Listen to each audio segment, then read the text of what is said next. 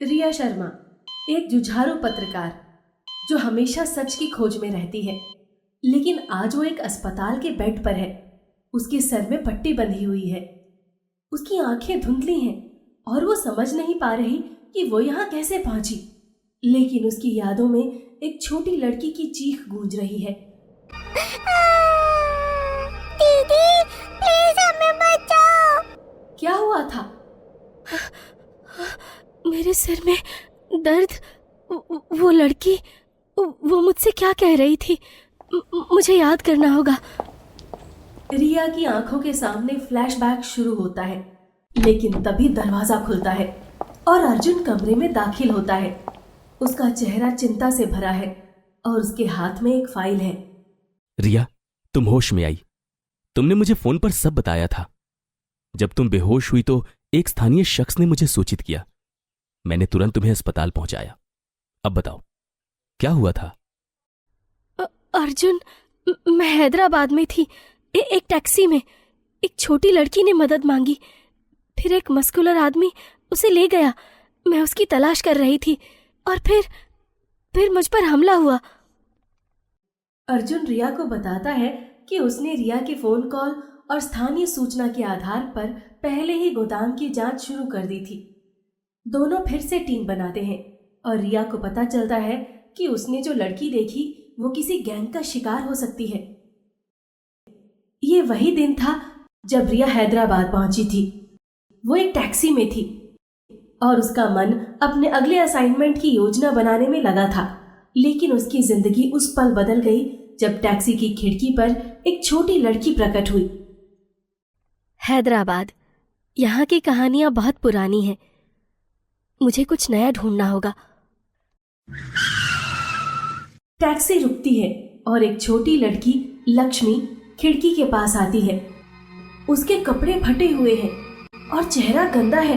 उसकी आंखों में डर और उम्मीद दोनों है। दीदी, प्लीज हमें बचाओ। वो लोग हमें मारेंगे। बचाओ? तुम कौन हो बेटा? क्या हुआ है? रिया लड़की से और पूछने की कोशिश करती है, लेकिन तभी एक मस्कुलर पुरुष रफीक लड़की को जोर से खींच लेता है। उसकी आंखों में क्रीपता है और वो रिया को घूरता है।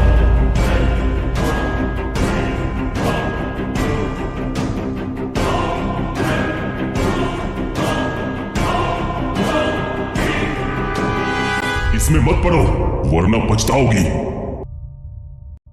रिया टैक्सी से बाहर निकलने की कोशिश करती है, लेकिन टैक्सी चालक तेजी से गाड़ी स्टार्ट कर देता है। रिया की आंखों में सवाल है, वो लड़की कौन थी और क्यों मदद मांग रही थी?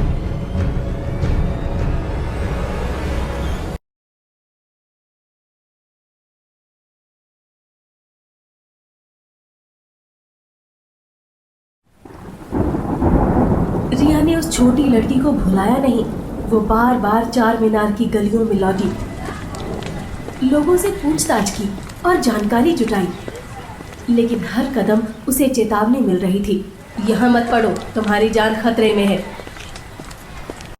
भाई साहब, मैंने एक छोटी लड़की देखी थी जो भीख मांग रही थी। उसके साथ एक मस्कुलर आदमी था। क्या आपको कुछ पता है? मैडम, यहाँ एक गैंग है। बच्चों को अगवा करता है, फिर भी भीख मंगवाने के लिए मजबूर करता है। ऐसा गैंग हो जाता है, लेकिन इसमें मत पड़ो वरना तुम्हें मार देंगे। रिया एक दुकान से दूसरी दुकान तक जाती है और आखिरकार फारूक, एक चाय की दुकान का मालिक, उसे सच बताता है। मैडम, वो गैंग बहुत खतरनाक है। उनके पास एक गोदाम है लाल बहादुर शास्त्री स्टेडियम के पास। वो वहां बच्चों को रखते हैं। लेकिन तुम अकेली क्या करोगी मैडम? ये लोग जानलेवा हैं। फारूक भाई, मैं बच्चों को बचाऊंगी, चाहे कुछ भी हो जाए। मैं पीछे नहीं हटूंगी। रिया फारूक से गोदाम का पता लेती है और वहां जाने की योजना बनाती है, लेकिन वो अर्जुन को फोन करती है और उसे सारी जानकारी देती है, जो बाद में महत्वपूर्ण साबित होती है।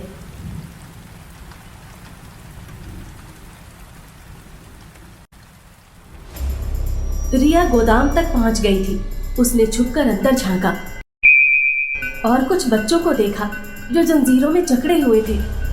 उसने एक बच्चे से बात करने की कोशिश की, लेकिन उसकी हिम्मत उसे एक खतरनाक हमले की ओर ले गई। ये बच्चे, इन्हें यहाँ से निकालना होगा। मैं अंदर जाऊंगी। रिया एक टूटी खिड़की के अंदर घुसती है और एक बच्चे लक्ष्मी से मिलती है। दीदी, दीदी, दीदी मुझे बचाओ, वो लोग हमें पीटते हैं, पैसे नहीं दिया तो मार देंगे। डरो मत लक्ष्मी, मैं तुम्हें और सबको बचाऊंगी। लेकिन तभी रफीक और उसके गुंडे रिया को देख लेते हैं। वो उसे घेर लेते हैं और एक गुंडा उसे लोहे की रॉड से सिर पर मारता है। रिया की आंखों के सामने अंधेरा छा जाता है और वो बेहोश हो जाती है। इसे यहाँ से ले जाओ और खत्म कर दो, कोई गवाह नहीं छोड़ना है। गुंडे रिया को गोदाम के बाहर घसीटते हैं, लेकिन तभी एक स्थानीय व्यक्ति जो गोदाम के पास रहता है चिल्लाता है और मदद के लिए शोर मचाता है। उसकी आवाज अर्जुन तक पहुंचती है, जो पहले से रिया के फोन के आधार पर इलाके में जांच कर रहा था। अर्जुन और उसकी टीम तुरंत मौके पर पहुंचती है, रिया को बचाती है और उसे नजदीकी अस्पताल में ले जाती है। लेकिन बच्चों को बचाने का ऑपरेशन अभी बाकी है। अर्जुन ने रिया के फोन कॉल और स्थानीय सूचना के आधार पर गोदाम पर छापा मारा था। रिया को बचाने के बाद उसने तुरंत अपनी टीम के साथ बच्चों को मुक्त करने का प्लान बनाया। अब एक भयानक शूट आउट शुरू हो गया है। सबको घेर लो, बच्चों को बचाओ और इन गुंडों को पकड़ो। पुलिस और गुंडों के बीच गोलाबारी होती है। रफीक अपने गुंडों को लड़ने का हुक्म देता है, लेकिन टीम उनकी संख्या में भारी पड़ती है। इन पुलिस वालों को मत छोड़ो, बच्चों को छुपाओ।